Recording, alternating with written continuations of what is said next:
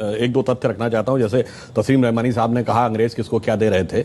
हमने बचपन में पढ़ा कि मोहम्मद अली जिन्ना बहुत बड़े वकील थे और उस जमाने में शायद उनकी आमदनी 4,000 रुपए पर डे से ज्यादा थी, जो आज भी बहुत बड़ी चीज है।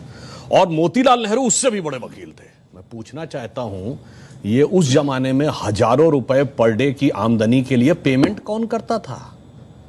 किसी हिंदुस्तानी का मुकदमा लड़ रहे थे क्या? भारत तो बहुत गरीब था, हम तो अकाल और भूखमरी से झेल रहे थे। पेमेंट कौन कर रहा था? अंग्रेजों के मुकदमे लड़ रहे थे ना, इसीलिए तो।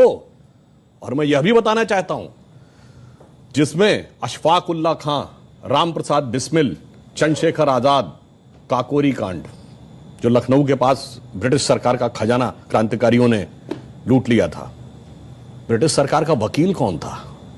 JN मुल्ला, जगत नारायण मुल्ला, कांग्रेस के नेता खड़े थे ब्रिटिश सरकार की तरफ से कि इनको फीस कौन दे रहा था? उनको सरकारी वकील थे ना, तो सरकार से ही तो फीस ले रहे होंगे। अब मैं एक दो फैक्चुअल बात कहता हूं, वो तो विषय अभी सावरकर जी का माहुरकर जी बताएंगे।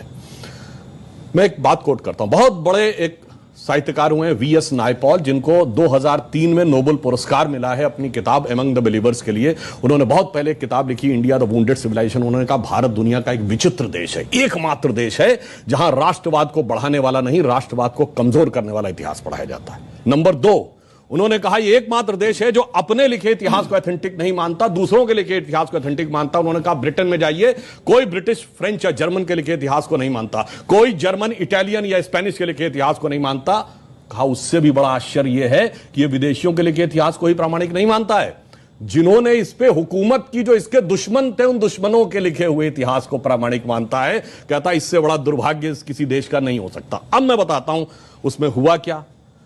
एक और उदाहरण बता रहा हूं। सारे क्या एक सवाल ये है, क्या सिलेक्टिवली भारतीय हीरो को दबाया गया? हाँ, मैं उसके 2 उदाहरण फैक्ट बता रहा हूं। मैं दर्शकों से कह रहा हूं, जाइए चेक करिए। एक KGB के जासूस था जिसका नाम था यूरी बेजनेव, जो भारत में पत्रकार बनकर 70 के दशक में रहता था। उसके संस्मरण पढ़िए। उसने लिखा, हमें एजेंडा दिया गया था कि भारत की संस्कृति को कैसे तबाह करना है और उसके लिए हम क्या क्या कर रहे थे। जो बात इन्होंने कहा कि नूरुल हसन साहब बने तो उसके बाद क्या हुआ वो छोड़िए। अब मैं एक उदाहरण बताता हूं। महमूद गजनी ने सोमनाथ का मंदिर तोड़ा। जवाहरलाल नेहरू ने डिस्कवरी ऑफ इंडिया में पेज नंबर 235 पे यह लिखा कि वो तो एक योद्धा था, उसका धर्म से कोई लेना देना नहीं था, उसने जो लूटपाट की है वो अपने किंगडम को इनरिच करने के लिए की है। जबकि हकीकत यह है कि खुद महमूद गजनवी के साथ आए हुए उसके राइटर उतबी उसने अपनी किताब तारिकुल यामनी में लिखा है कि जब उसने मंदिर पे कब्जा कर लिया और उसके पास राजा और पुजारी पहुंचे कि ये शिवलिंग मत तोड़िए, इसके लिए हम 1 करोड़ स्वर्ण मुद्राएं देने को तैयार हैं, और उसके सलाहकार गए तो जानते क्या जवाब दिया महमूद गजनी ने?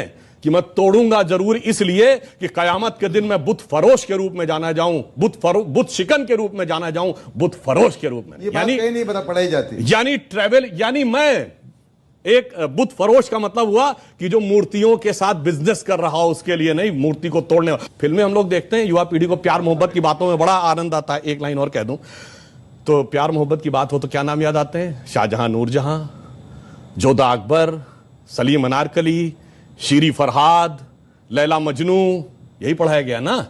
जबकि एक मुगल बादशाह बताइए जिसकी 1 दर्जन से कम ऑफिशियल बीवियां रही हूं, और एक भी बादशाह बताइए ऐसा कैसा प्यार था तो 10-10 के साथ हो जाता था। स्त्री के प्रति समर्पित निष्ठावान प्रेम का प्रतीक 3 पीढ़ियों से हमारे दिमाग में ऐसे भर दिया गया कि बच्चे से पूछिए तो उसे यही याद आता है। इसे कहते हैं एजेंडा। और एजेंडा सिर्फ एक तरफ नहीं था। इंडिया गेट के सर्किल पे घूम जाइए, बाबर रोड, हुमायूं रोड, अकबर, वो सब तो अलग है।